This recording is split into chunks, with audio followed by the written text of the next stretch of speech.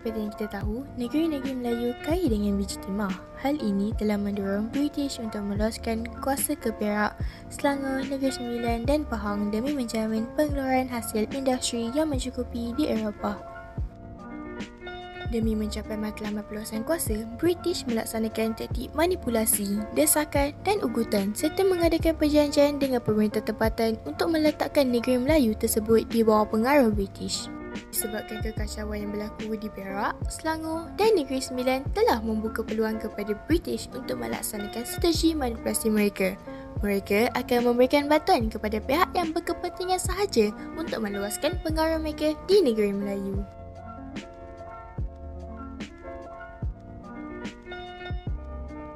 British telah berjaya menguasai Perak apabila berlaku perang larut dan perebutan tahta Kesultanan Perak dalam kalangan kerabat Diraja Perak.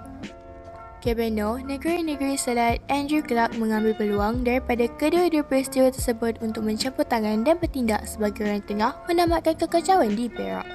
Alasan yang tidak munasabah yang diberikan oleh British adalah untuk menyelamatkan rakyat Perak daripada keadaan yang kucar-kacir. British juga berpeluang melakukan manipulasi politik di Negeri Sembilan apabila berlaku perbalahan pembesar Melayu di daerah Sungai Ujong yang kaya dengan biji timah. Sungai Linggi merupakan laluan penting yang menghubungkan daerah Sungai Ujong dengan kawasan sekitarnya. Penguasaan ke atas Sungai Linggi membolehkan pembesar mendapat hak memungut cukai terhadap pedagang yang membawa keluar biji timah melalui sungai tersebut untuk dibawa ke Pelabuhan Melaka. Persaingan pembesar untuk memungut cukai di Sungai Linggi iaitu Datuk Kelana, Datuk Shah Bandar dan Datuk Muda Linggi saling bersaing untuk mengawal pungutan cukai di Sungai Linggi.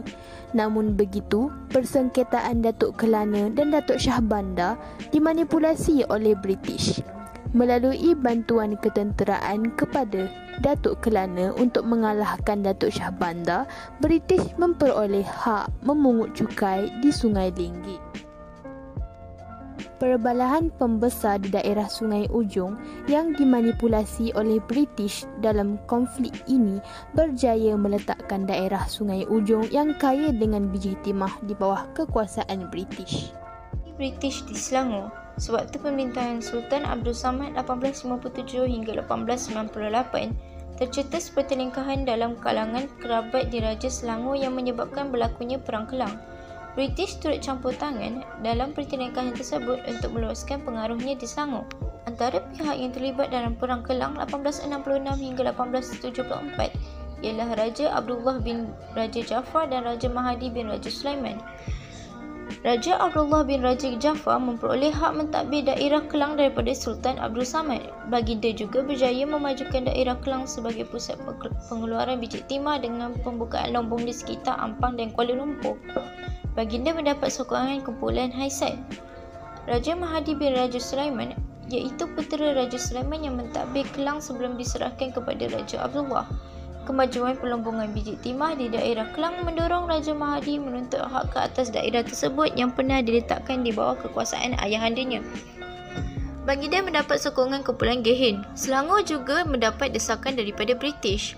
Walaupun British memberikan bantuan ketenteraan untuk menamatkan kekacauan di Selangor, namun British tidak berjaya memujuk Sultan Abdul Samad menerima perlindungan British. British terus mencari alasan untuk meletakkan Selangor di bawah pengaruhnya bagi menguasai kekayaan biji timah di Selangor. British mendapat alasan untuk mendesak Sultan Selangor menerima perlindungan British apabila berlaku peristiwa yang menggugat aktiviti perdagangan British di perairan Selangor. Antara aktiviti tersebut ialah rompakan kapal dagang British dan serangan rumah api. Rompakan kapal dagang British berlaku pada tahun 1873. Kapal dagang British dan pelayaran daripada Pulau Pinang ke Melaka dirompak berdekatan perairan Kuala Langat. Manakala serangan